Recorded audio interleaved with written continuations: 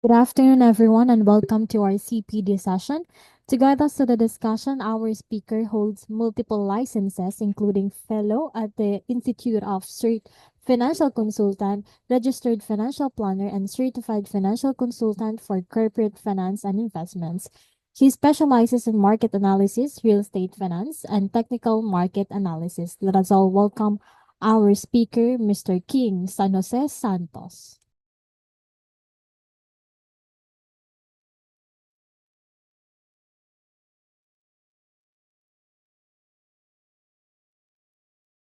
Okay, thank you so much, everybody. Thank you for coming, for this afternoon's class. So before we start, I would like to ask everybody to participate in this session. Kasi ang approach natin for this lesson will be on the spot na tayo, no. It's also a Socratic approach, which means that I encourage all of the students, to challenge all the theories, no. If you think that if some of you have experience regarding technical analysis and whatsoever, please let us know, para we will be able to check regarding the theories. So let us proceed. Before we proceed, is my voice okay? Please thumbs up sa chat box, or please type okay sa voice. Is my voice clear? AV, okay. Okay, thank you so much, everyone. So again, my name is Mr. King. I'm a registered financial planner, certified financial consultant, and a certified technical market analyst. My specialization is mostly retirement funds of corporations and employee benefits. I hold multiple licenses by the SEC and the Philippine Insurance Commission. All, from investments, healthcare, retirement, uh, all, as in for corporate and also individuals. So for today's lesson, we will study about market behavior or technical market analysis. So without further ado, I will share you some screen now. So application na agad tayo, ha, everyone, ha. For a second, medyo tumatanda-tanda na ako, hindi ko alam ano mga pinapindot ko. Okay. Aha. Paano ba ito? Okay, let's start. Mhm.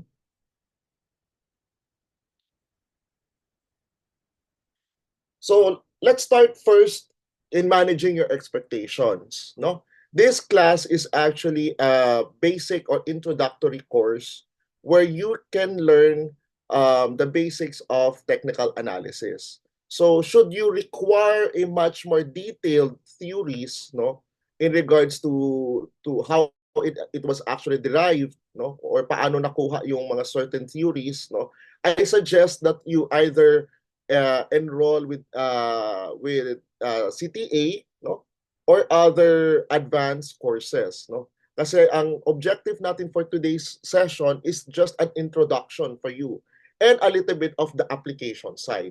So yung application side na yun ang mga natutunan na natin. For example, the basic things, paano agad natin ma-apply, in regards to the technical analysis. So let's talk first what is technical analysis, Okay.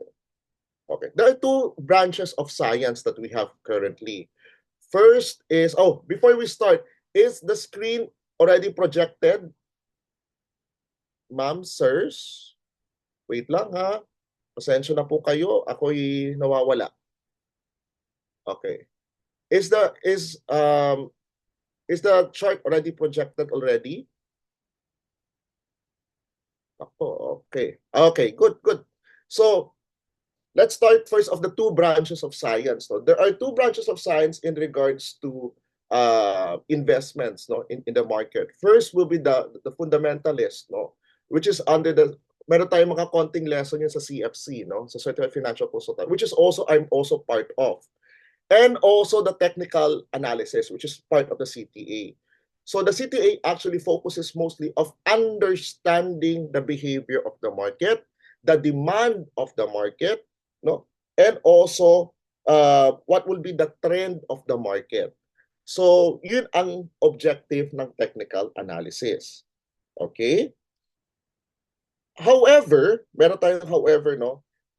In comparison with other sciences, technical analysis is not an exact science. Tandaan nyo yan, ha? Uulitin ko po. Technical analysis, no, is not an exact science. So sabihin nyo sa akin, Sir King, bakit naman hindi siya actually an exact science, no? Because ang human behavior technically, no? Sige, ito question ko sa inyo. Before I'll give you the theory behind it. Can somebody tell me, no? Is the human behavior, ang human behavior ba can be quantified? Ibig sabihin quantified. Kaya ba natin mailagay on the exact prediction yung human behavior per se as a collective? Yes, no. In a certain time period, it is a yes. No? For example, pag nakita nyo tumatakbo lahat ng tao sa run, may certain period. Napopredict nyo, diretso yon. Pero lagyan nyo ng isang, sabihin natin may sumasaraga na kotse doon, yung diretso na yon within 1 second can actually split into 2. Tama ba? No? So that is the science behind it, no? There is a certain moment, no, that we can actually predict the market, but it is not an exact prediction. So technical analysis also help us not only on predicting the market, but also to manage your risk factor. Yun din ang tinutulong ng technical analysis. Unlike with fundamental analysis, it's mostly based on the background of the corporation and the valuation and the company performance. Whichever the case is, they keep holding it. Unlike with technical analysis, there is a certain time limit where it can actually help you, no, protect your capital. So yun ang objective din ng technical analysis. It also protects your capital, at the same time also predicts in the future. So by the way, no, along the way, ulitin ko lang, no, I encourage everyone, no, to participate, chat, and also if you have some know-how in technical analysis, please let me know in the chat box. Okay? Meron ako isang pro tip sa inyo, no? Pro tip, if you are interested, no? Kasi technical analysis is much more effective on active trading. Ibig sabihin ng active trading, no? Ibig sabihin yan either through day or weekly charts, no? Mas okay ang technical analysis. For me, based on my experience being a trader, monthly, quarterly, or sabihin natin every 5 years, it's very hard for technical analysis to stand alone. That is my take on it. No? Pag medyo matagal-tagal na ang time period ng investment nyo, technical analysis cannot stand alone. It should always be accompanied with fundamentals. That is my take on it. Now, on the investment perspective, no, meron din tayong age group. Okay. Uumpisahan ko na lahat, tatamaan ko na lahat, no? Sabay-sabay ko na tatamaan ang mga requirements ng technical analysis, no, or trading per se, no? Kasi most of the time this is actually used for trading. If you're gonna use technical analysis, no, for active trading, okay, pasensya na, nakikita ang aking ad block. Pero okay naman siya. So how do we do this? Wait lang po. Okay. So, ulitin ko lang, no? While we are, this is actually used for active trading, no? We currently suggest, no, pag gagamitin nyo for active trading ito, there is a certain age period din yan, no? If you are age around 45, 50, 55, we don't also recommend you to do active trading anymore. Medyo pa sa investment vehicle natin na triangle, no? From active trading sa mataas, medyo pababa ka na dapat, no?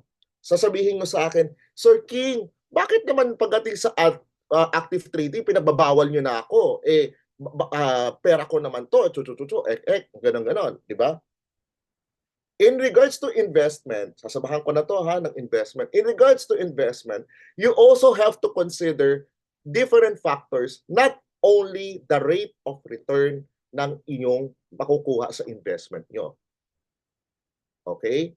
Ang madalas kasi ng mga tao, no, nakikita ko sa mga Filipinos, they always consider the rate of return rather than checking all of the factors before entering the market. Ano yung mga factors na kailangan natin i-consider before entering the market, no?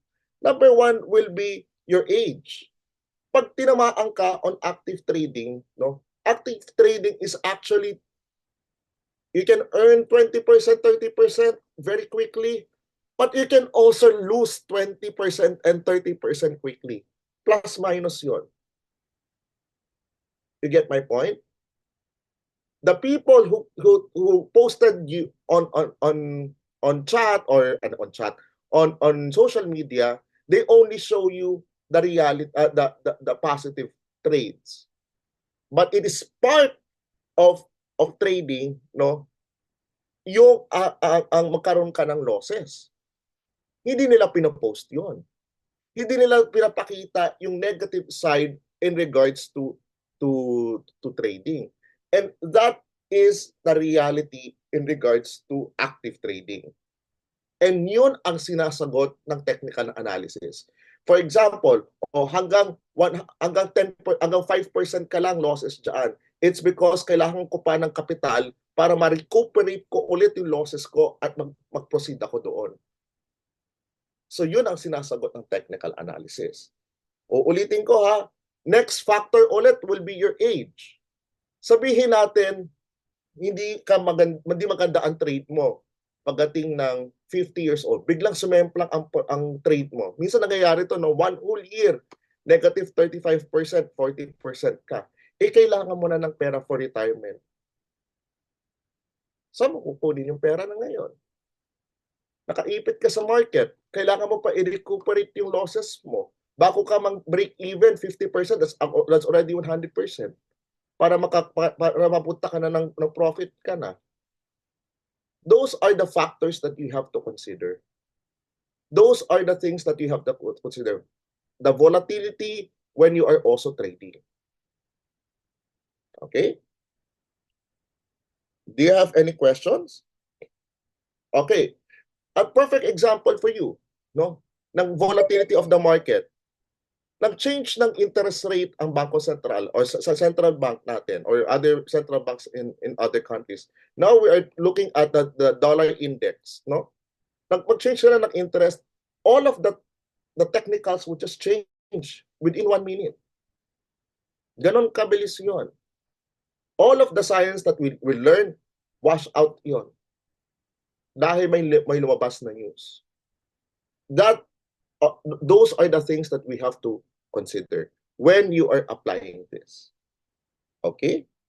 Intindias for the chapter 1 of our technical analysis. Proceed na tayo, guys. Chat yes. Or do you have any questions? Yes, Sir Jed. How about the others? May questions? Okay. Si Sir Jess, please proceed. Okay, thank you so much. Okay.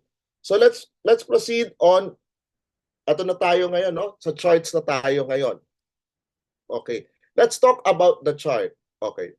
This is actually an example of the chart that you often see, no, in the market, no. Here is where you actually type the symbol, no, of the market or whichever the specific asset that you like to wish. In this case, I'm looking at the US dollar index. Okay? Mamaya i-explain ko sa inyo bakit ko ba tinitignan ang dollar index madalas. Okay? So the next part here is actually the type of chart, no? We have the daily. Kung medyo active kayo, katulad ako, medyo active yung ginagawa ko minsan, So I check always the daily. This is 1-day chart, no?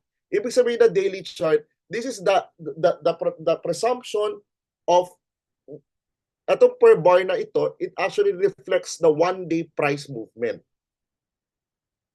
Kuha natin. This daily chart reflects the 1-day price movement. So, pag tinignan nyo to dito, 22 to November 11, so ibig sabihin, every day may price movement na yan. Okay? The next will be the 4-hour chart. No? This is the 4-hour chart. So, sa loob ng one-day chart, ito naman ang lumalabas for every 4, 8, 12, 16.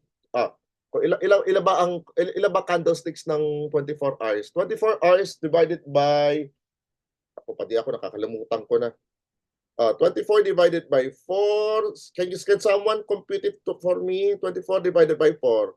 O 6. Okay. For every 6 candles, correct. For every 6 candles, thank you, Elia, no? For every 6 candles that you see here, that is the reflection of the 1-day chart. Okay. I-explain ko sa inyo yung step by step, no? Ang ginagawa ko kasi sa analysis ko is always from top to bottom analysis. Okay? So this is the 4-hour chart. It reflects, tama si Miss Elia, no? 6 candles. No? For every 6 candles, that's the daily. Now, pababa tayo ulit, no? So 1 hour. Now, so for the 1-hour chart, it reflects the 24 candles. No? For every 1 day, it reflects the 1-day movement of the price. Okay? So okay na tayo dito ha for the introduction of the time intervals. Okay, moving forward. Okay. The next lesson that I want to discuss to you is actually here naman, no, which is the trend line. I-explain ko muna sa inyo ha yung mga different locations ha. On this left side, this is the trend line, no. The objective of this trend line is to identify the trend, no, or these are the tools where you can actually draw kung ano ang trend ng market. Yes. Is there any questions? Okay, wala. So these are the tools on the left side. You can draw using the chart, using these tools. We have the trend line, Fibonacci retracement, no? And text, no? I always use this one, etc., etc. But for the basics, I suggest you just use the trend line and Fibonacci retracement and also some text. Yun lang sa akin. Pro tip. Ito lang ang pro tip, no? Kasi ito medyo may advance na to, no? This is already an Elliott wave theory. Pro tip. Make your chart simple. The objective of technical analysis is to simplify your analysis. Huwag tayong, nangyayari kasi mostly, ang napapansin ko, nangyayari parang overlapping ng analysis. Nagiging analysis paralysis. Okay? That is one of the problems in regards to yung mga baguhan in regards to technical analysis. So, ang objective natin is just to simplify, stick to a specific theory, and trade. Ganun lang kasimple. You don't need 10 indicators, 10 theories, 20 theories on top of the 10 theories. Punong-puno ka ng mga indicators, chuchu, it will contradict each other. Wala mangyayari sa iyo. So again, kung napapansin nyo, ang chart ko is very simple. I don't overdo it. I just use lines. Using just lines can already give you profit. I'll give you an example. Oh, dito, you have already a ito lang ha, example lang to ha. You already have a confirmatory here. 1, 2. Confirmatory mo na siya. You can buy here, no? Ibig sabihin ng confirmatory, you just need a confirmation that it is actually an uptrend. You get a stop loss below this one. Earnings ka na up to here. Then do sa trend line, dito ka lalabas. You see the theory? I didn't create MACD, RSI, or Bollinger Bands, whatsoever. It's just a basic line. Do you see the application itself? This is what we do. This is what the banks do. We simplify everything. Yung iba, maglalagay ng ganitong line, EMA, chuchu, magkaka-convert stuff. It's very complicated. Okay, may question si Jet, no? So it depends which indicator the trader is comfortable with. No superior indicator. Correct. Yes. That's it. Kung saan kang komportable, doon ang kukunin mo. Doon ka mag-focus. Hindi mo kailangang lagyan ng overlapping. In my case, it's just line. Line. Imagine that. It's just a line. Okay? Very good.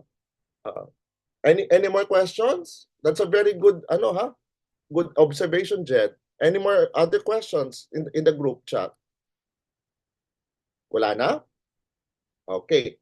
So let's start. Wait lang check ko muna yung aking lesson plan. Okay.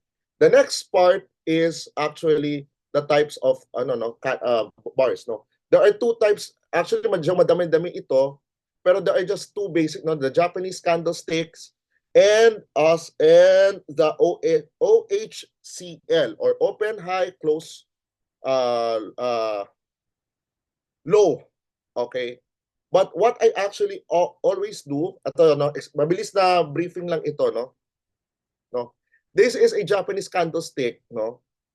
I barely use this one, but dadaanan ko lang siya, no. How do we read this, no? For example, let's open a daily chart para hindi masyadong magulo. Let's open a daily chart. Okay. Zoom in ko lang to. Okay. So, how do we read a Japanese candlestick? Atong nakikita natin ngayon, no? Hanap ako na mas clear na candlestick. Oh, here. This is a medyo clear na candlestick. Nakikita nyo ba ito? Okay. I hope nakikita nyo tong mouse ko, ha. So, this is an example of a Japanese candlestick where it actually reflects, no, the price movement. For me, the Japanese candlestick is effective only para sa akin, ha. It's for me, ha. It also depends on other people. Yung iba, comfortable sila kahit gawin nila on the lower time period. But for the Japanese candlesticks, it's okay for me to look at it for longer time period, like for daily chart, weekly chart, monthly chart. Then the Japanese candlestick is okay for me. Okay, so how do we read this? No? Pag nakikita nyo sa pinakatuktok na yan, that is the highest level price na inabot on that day. In this case, the daily chart. For this day, yung pinakatuktok na yan, nakita nyo yung parang line sa taas, that is what we call the highest price movement. Okay? Dito naman, pag nakita nyo color green at medyo umakit na ganyan, ibig sabihin, diyan nagsarado yung price within the day.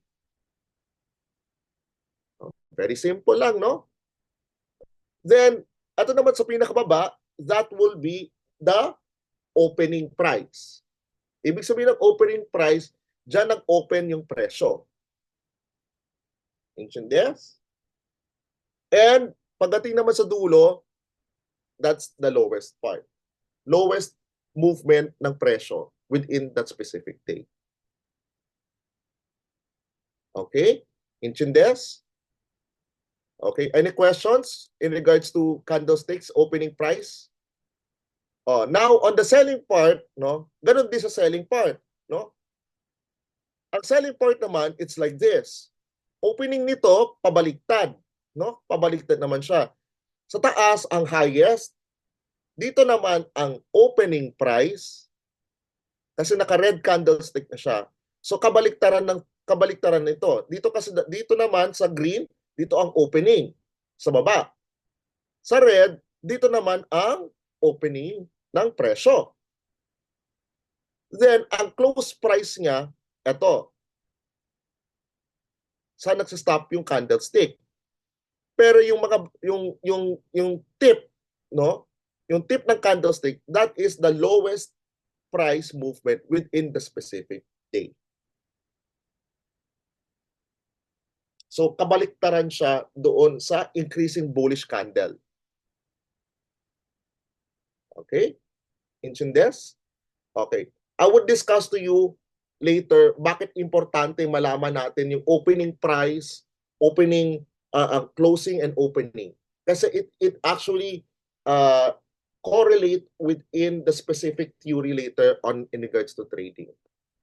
So thumbs up if everything is okay for the Japanese candlestick, so we can proceed to the next one. Anyone? Clear? Okay, very good. Okay. If you have questions, just keep asking sa chat box. Okay, next question. Next question. Next lesson. Okay. Aha. Ito na yung sinasabi natin bar chart or the open high OHCL, no? Or bar chart, no?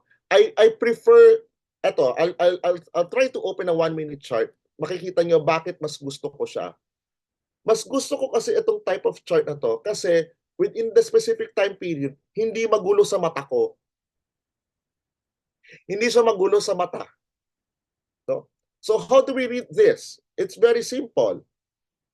On the left side is the opening. Okay? Ito yung lowest. Pag umabot pa yan, kung meron siya dito sa taas, that's the highest. This is the closing period. Like for example, in this case, okay? Okay. This is the opening. This is the lowest price. So ang lowest price nito is, sabihin natin, 1.08254. That's the lowest. Okay? The highest and the closing, in this case, no, the highest and the closing rate is around 1.08267. So that is the closing and the highest part na nakuha dun sa price within the specific. This is just a 1-minute chart. So within that minute.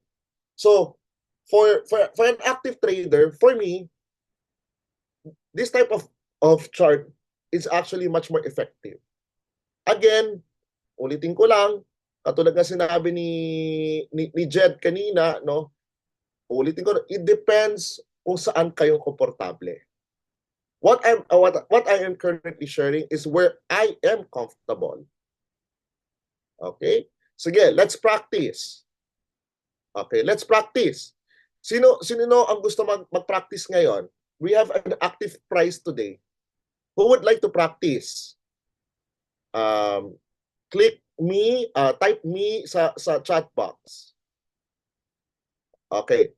Now, okay, Jess. Okay, Jess. Let's start with you. Nakikita mo ngayon ito. I'll give you an example. How about this one? Para medyo nagawa na pala natin yan. At madali-dali. Okay. Sige, dito na lang tayo.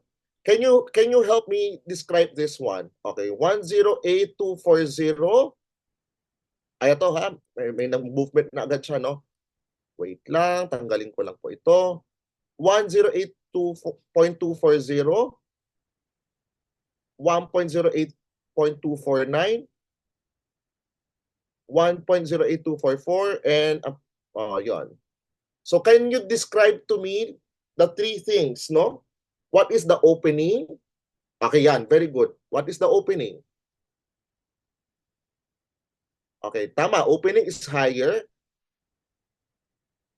Okay. Meron ba siyang mic? Can we actually open the mic for Jess? Is that possible?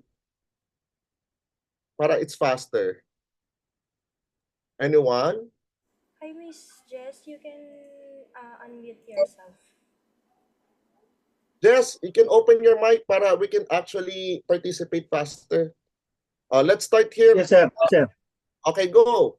Ito nakikita natin ngayon, no? 1.108240 ang ano to? 1.08240. Opening. Very good. Sir, opening. Okay, good. Then wala tayong ano to, wala siyang low, no? Then what is this? 108.244. Closing. Very good. Then etong 108.249. Higher price. Very good. Okay. Okay, next. Who likes to try again? Sino naman ang susunod? Congrats, Jess. Very good. Who would like to try it out? Anyone? Lourdes. You want to try, Lourdes? Or Elia? Si Go. ano pa? Okay, Ano go. yan? Okay. Who would like to try? Elia? You like to try Elia? Yes, yes, please. Okay, let's start. Now, kabaliktaran naman natin ngayon, ha? Which is, let's go with the red one. This is, ito, nakikita mo yung mouse ko? Yes po. Okay, 108245. What is that? What's that again? Closing. Okay, remember, on the left side is the Okay. Tandaan nyo, ha? On the left Okay. side, yan ang opening. Okay, Nag-indicate ang opening. Tandaan nyo yan, ha? That is the Okay. opening price. Open. Good, good. It's okay, it's okay. Yeah, I'm Okay. not familiar with the with No this kind of problem. candlestick. No problem. That's why we are here. We want to share our experiences, no? So this is 108245. This is an opening price, correct? Next is eto naman 10840. Closing po. Very good. Now, eto naman sa pinaka 108.239. Lowest price for 1 minute. Okay, very good. Last one before we proceed to the next Thank you. chapter. Very good, Elia. Next, who would like to try it out? Sino pa? Anybody in the panel? Really, sayang opportunity. Don't be shy. Who would like to try? Rachel. I know you want to learn also. Rachel, you want to try? Anybody? Sino pa ba? Tapos na si Jed, si Elia, si Josea, o si Geraldine. I'd like to try, Geraldine, sir. you want to try? Josea. Okay, Josea, you want to try? Yes po. Okay, let's start. Medyo madali-dali. Okay, eto, medyo challenging. This is a candlestick na halos pareho na. So, there are apat na factors dito, ha? 1.08253. Okay, what is ano ang nakikita mo dito sa candlestick na to? What are the 4 factors that you see? We see atong T na to. There is an opening, there is a high, close, and low. Apat yan, ha? So, 108255, what is it? Is it an open, close, high, or low? Opening, sir. And close. Okay, very good. Then ang highest niya is 108.258. very good. Then ang lowest niya is 108.251. very good. And ang closing niya is 108.253. okay, very good. So let's move on to any questions, guys, before we proceed to the next lesson? Very good, ha? That is a very important lesson kasi later, I will discuss to you kung paano na siya i-connect. Okay na tayo? Good? Good?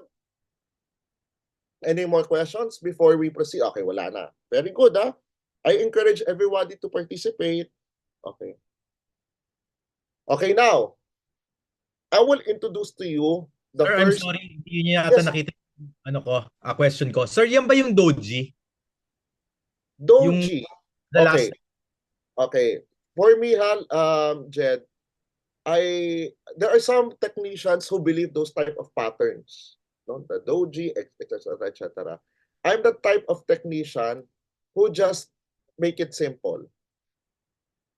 Kasi like, for example, this is a Doji, this is actually a reversal pattern. Pero it's actually a 1-minute chart. Those type of patterns, minsan it doesn't, especially mga lower time period, it doesn't apply sometimes. And there is a high probability rate that it can also be mali. Like for example, if you're gonna go Doji here, tapos ang stop loss mo na dito, tama ka muna dito bago ka umakyat doon. Kung finalo mo lang ang trend line, pasok ka dito, labas ka doon, saan mas safer? I know the different types of patterns, no? Cup and handle, etc., etc. There are some technicians. One of my mentors also believe meron siyang ano doon, but it's not me. It's not my cup of tea. However, if you want to learn more about the patterns, no, you can also enroll to other lessons from CTA. But for me, as my experience goes, I prefer ganun talaga ako. Very simple lang. Kasi from there, I can actually manage my risk efficiently. Like for example, I can go short here, following the trend line. Dahil nag-break na siya dito, I get out. I already earned from this to here. Tapos na ako. I don't need to analyze what type of candlestick. Sasakit pa ulo ko dyan. I only use the price movement. Ang importante sa akin, what the chart is showing to me. What the market is showing to me. Not the pattern. Kasi ang nangyayari kasi minsan, the pattern minsan, namamanipulate din yan minsan. No? Minsan, or the pattern minsan, yung utak ng tao, take note when you are trading, ang kalaban ng tao, ng trade, is not only the market. It's also your psyche, your brain. Minsan, hindi naman yung cup and handle or head and shoulders, pinagpipilitan natin na head and shoulders yun. Kasi yun ang nakikita lang natin. Yung alam mo yun sa psychology, yung mga pattern na butterfly, or minsan nakikita nyo sa skies, oh, I can see a butterfly. Kahit hindi naman talaga yung butterfly. Yun ang iniiwasan ko sa akin. No? Yun ang iniiwasan natin. And some of them are very sabihin natin fan on that type of theories. But for me, I'm not a fan. It's because katulad nga, I'll give you an example sa skies. Oh, I see birds and trees fluffing in the skies. That also happens to the chart, especially if you're stressed out. Oh, I see this. There's a pattern. Biglang may lumabas na balita. Impossible. Nasabihin mo sa sarili mo ngayon, lalabanan mo eh. 'Di ba? Lalabanan mo 'yon. Lalabanan mo yung theory na yun kasi sabihin mo sa sarili mo na, oh, ito yung nakita kong pattern. So supposed to be, dapat ito ang movement ng presyo na ito. Kasi yun ang pattern. Subukan nyo pag ang irespeto nyo yung presyo. Bakit may letters ang chart ko? Saan yung letters ng chart ko, dear? Saan yung Janet? Saan yung letters? A, B, C. That is what we call an Elliott wave theory. That is, I'll tell it to you later. A, B, C, this is what we call the Elliott wave theory. That's an Elliott wave. Okay. So, medyo advanced na rin yun, yung Elliott wave, no? So, ang umpisahan muna natin is, ang tinuturo ko muna natin ngayon is the foundation. Ang tinuturo ko ngayon, guys, is the foundation on how to respect the price. Do not follow all of the theories, just respect the price. The price movement is the king. Tandaan nyo yan, ha? This is based on experience already. The price movement is the king. The trend, kaya nga meron nga, ulit-ulit na sinasabi nito, narinig nyo na to sa mga iba-iba mga seminars. The trend is your friend. There are just 3 trends. Uptrend, alam na ba natin mga different trends, guys? Sino who like to put it on chat box? What are the 3 types of trend lang? Can someone tell me? Anybody? Correct. O nagre-ranging. Okay. Sideways, correct. Bullish, yes. 3 lang. Identify nyo lang yan. Simple, di ba? Nakita nyo ang ginagawa ko sa inyo. Sinisimplify ko lang ang buhay natin. Nakita nyo yung ginagawa ko? The choppy is the sideways. Okay, that's also good. The choppy, sinasabi natin choppy, sideways yon. Kasi the choppy side, or sabihin natin the sideways, yan ang pinakadelikado yung market kasi we don't understand where the market is going. Some of them, I can trade up and down, up and down, up and down. Wow. Ako, marami na nasunog sa up and down na yan. I prefer that I understand the market if they are actually buying or the market is actually selling. That is my preference. Pag sideways, I'll just shut down the computer and move forward or change another asset class. I don't waste my time waiting for the sideways. Ang dami pang asset class. Hindi lang isa yan. Ang dami pa. If I say sideways, for me, it's a no-no for me. Kaya sinasabi na it's choppy. Yun, yung choppy na yun.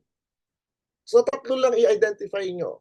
Now, kung sabihin natin, ay, Sir King, gusto ko pa rin yung mga chart patterns. Go ahead. Kung gusto nyong, wala naman pumipigil sa inyo eh. If you want to study further with the chart patterns, go ahead. But always do with precaution. Uulitin ko ulit, the chart patterns, wag nyong i-prioritize yung chart patterns versus the price movement. Doon kayo masusunog. Kuha natin. Doon kayo masusunog. Always respect the price. Always respect where it wants to go. Sundan nyo lang kung saan siya gustong pumunta. Okay, got it? Okay, let's proceed. Now, I will teach you, okay, the first theory ko, no, in regards to trading. No, for active, this is actually for before we move to the theory. Everybody okay already? Any questions from the panel? I love it, huh? You keep asking questions.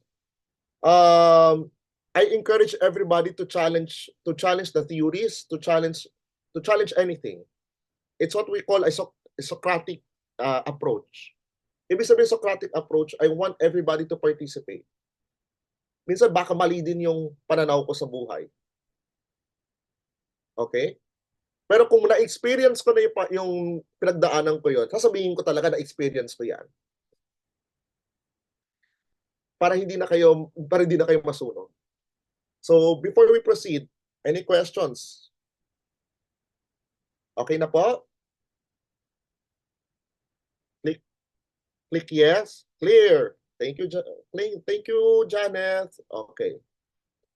Thank you, Elia. Okay, let's start. Okay. Thank you, Jess. Thank you, thank you. So let's start na tayo sa first theory. Simple lang ito. Okay. Sabihin natin, let's put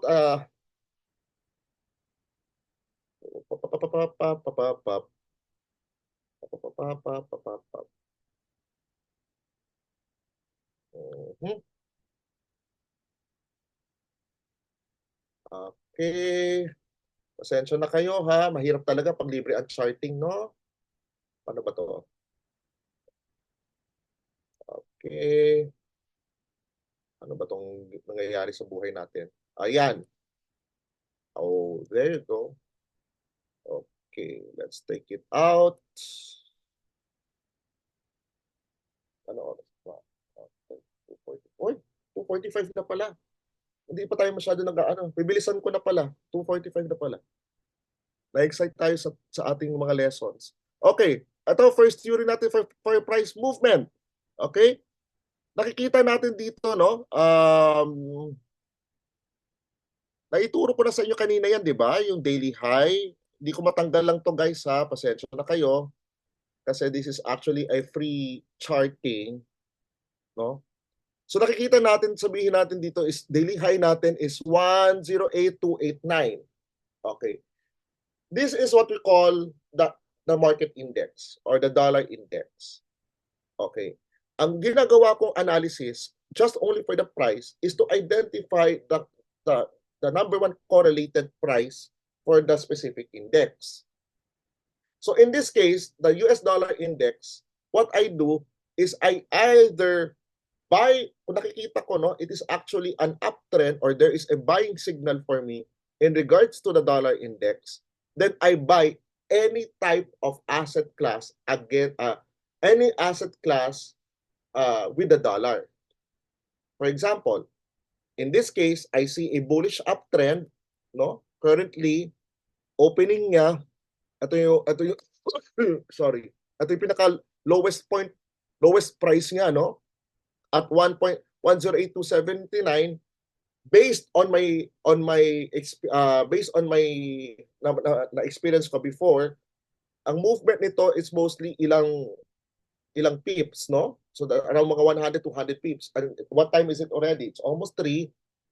So during the European session, I already start acquiring.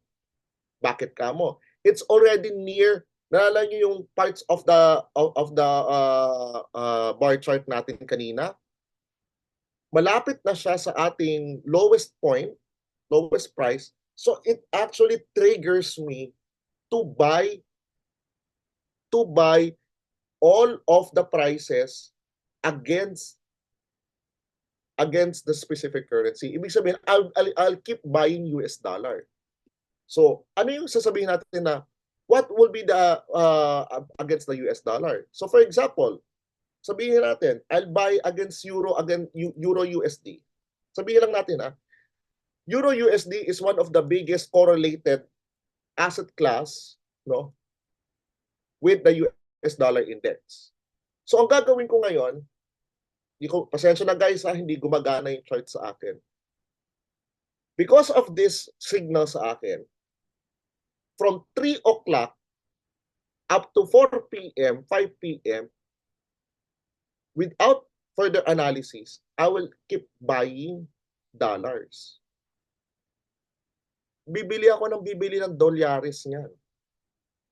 Hanggang alas 4, dadahan-dahanin ko yan. Hanggang alas 4. Ibebenta ko yan, 4 p.m. Manila time. Ibebenta ko yan opening ng New York. Pagdating ng 10 o'clock, tulog na ako. Price lang yon. Ganun lang kasimple. Just analyzing the opening and the closing. Papalo ngayon yan. Nakita nyo, di ba? That is almost near the lowest point already, di ba? Nakita nyo yan, guys? Di ba? It's already near the lowest price movement. So it's already, ang tawag na natin dyan, it's already a discount. Number 2, it is actually respecting the uptrend. Naka-uptrend ka, di ba? Uptrend yan, di ba? You see the 1, 2, 3, 4, 5, 2, 2, ek, ek. This is actually an uptrend for the day. As long as it keeps the price, ang stop loss ko is 108,276. As long as the DXY maintains that price above 108.275, I keep holding all of my US dollar positions. Ganun lang kasimple. Just looking at the index. Just looking at the price. Simple, di ba? Then sell it. Sell it maybe here, 109.994. If I see the index already at 10994, flat ako niyan. British pound against US dollar, out ako dyan. Euro USD, out ako dyan. Anything that is high correlation with US index, ganun lang. Ganun lang siya kasimple. Did I put RSI pa? No. Did I put other like ATR, average true range pa? SM, small moving average, EMA? Bilang lang ako ng oras. Tingnan ko lang yung presyo. Price. Kaya ang sabi ko sa inyo guys, simplify your theories. Don't overcomplicate it. If you're gonna do active trading, don't complicate it. Pasensya na kayo ha. Medyo, actually, I prepared 7 lessons. Nasa chapter 3 pa lang ako. So, medyo bibilisan ko na. Okay? Pasensya na. Okay. Let's start with the 4 types of indicators. Okay. Ngayon, dadaanan ko ngayon ng mga indicators. Sabihin niyo sa akin, Sir King, gusto ko naman may konting indicators naman. Okay, no problem. I'll give you the 4 types of indicators. There are 4 types of indicators that we have, no? Okay, may question si Elia. What time frame ang entering? So, ang ginagawa ko, after checking this, no, the daily chart, what I do, for me for daily active trading, I go for 1 day to check the price. Then, 4-hour chart. Yung 4-hour chart, titingnan ko kung hanggang saan siya. Nakita nyo kanina, di ba? Hindi ko pa nakikita yung 4-hour chart. Alam ko na yung presyo na dito siya malapit siya sa support. Nakita nyo, pag open ko ng 4-hour chart, nakita nyo na agad yan, pak! Rebound. You see? Nakita nyo yung theory in reality? Just looking the daily chart. And you see the 4-hour chart. Ano yung 4-hour chart? Ang tingin ko dito, magre-rebound pa yun dito ng konti, no? For confirmatory. Around here, I enter, I'll exit around 109.40. So, minsan kung daily or within 9 o'clock, aalis ako, mostly nandito yan. Kasi we only have 8 hours, 9 hours. So, ang gagawin ko, tataasan ko yung position ko. Para malaki-laki yung kikitain ko within the day. So, more or less, I check the 4-hour chart, kung hanggang saan yung position ko. Then, ang entry ko, it depends. Sometimes, 1 hour. Kung gusto ko much more clearer, ayan na sinasabi ko sa inyo yung confirmatory. Nakita nyo yung confirmatory, pababa na siya. That's what we call the confirmatory na for a strong rebound. No? But mostly, I enter through 15-minute chart. Entry ko siya. 15 to 1 hour. To answer your question, it's either 15-minute. If I want it to much more clearer na hindi masyadong masakit sa ulo, I look at the 1-hour chart.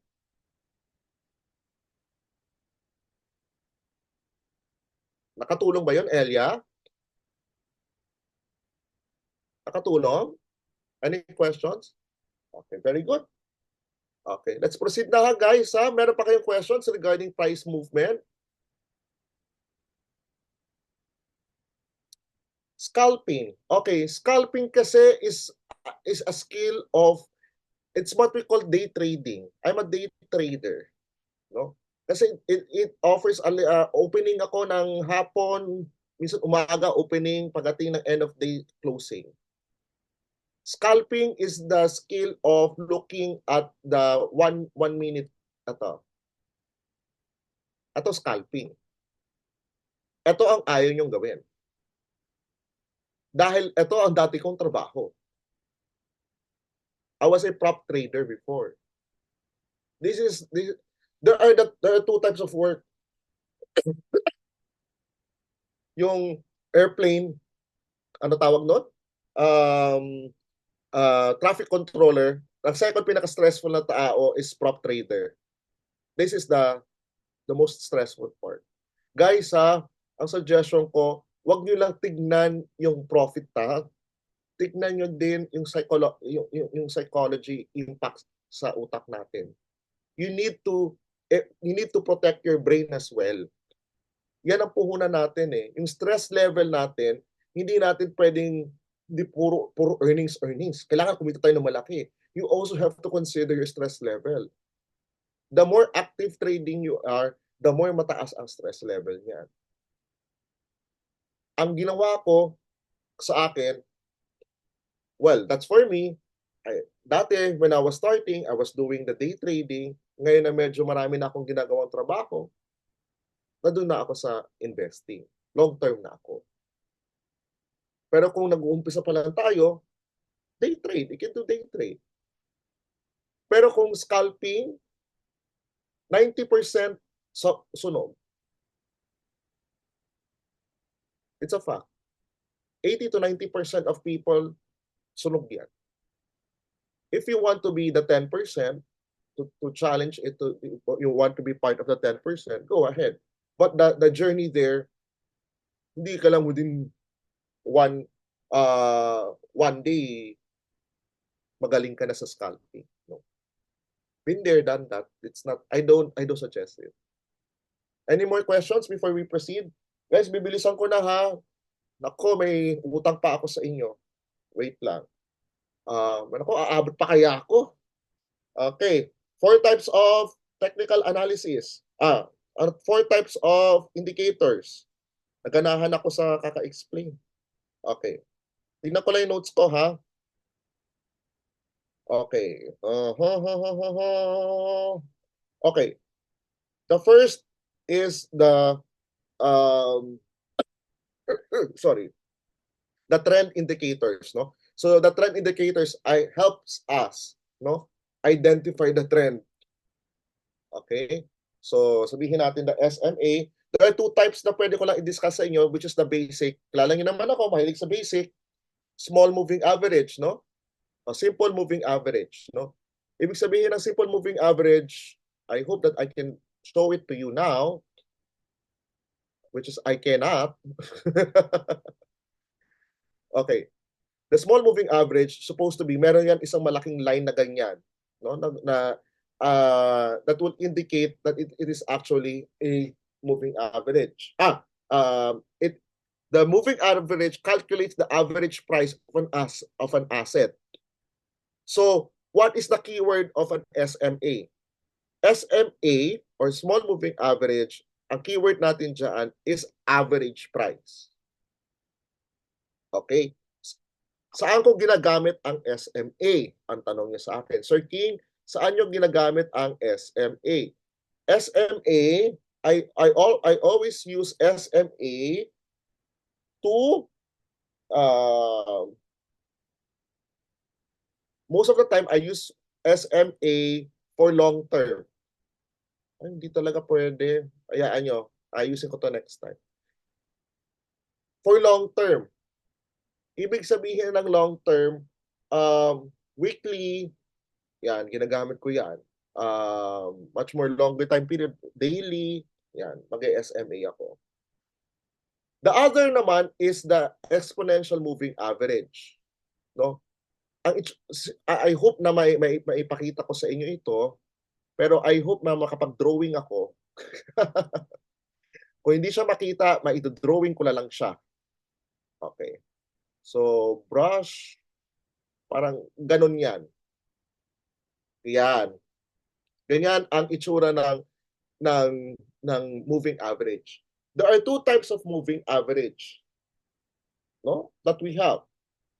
No? Yung SMA, the keyword there is the average price. Ang EMA, no, is also an moving average, no? Pero ang keyword doon is the recent price. Recent. So mas yun yung parang actual day, recent as in ngayon.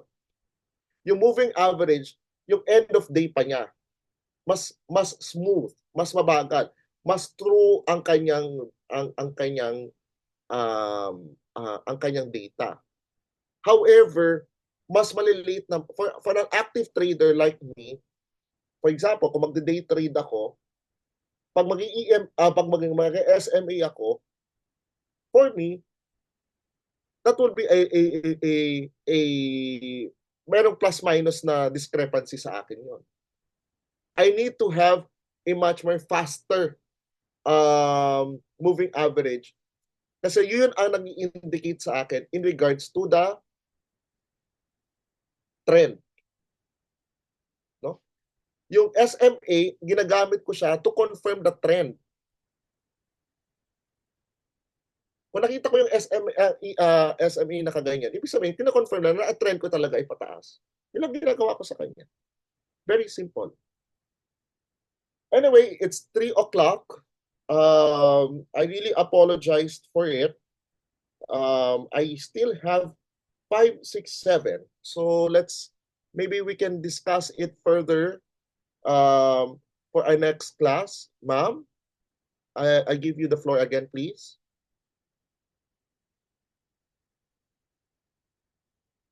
Thank you, sir, for that great lecture. And now, as a means of our gratitude, we would like to give you a certificate of appreciation for sharing your expertise and knowledge for this event. And the same goes for you, dear participants. Kindly answer the evaluation form. Thank you, everyone. Thank you, everyone. And if you have any questions, just ask the CTA people. Ay, sorry, no. Sagutin ko na lang to before we end the session. So, do you plot the Elliott wave yourself or is it a tool? I prefer a tool na. Yun lang ang aking ginagawa na. Elliott wave, you have to be very careful ha kasi it is a combination of identifying the pattern and don't forget the Fibonacci retracement.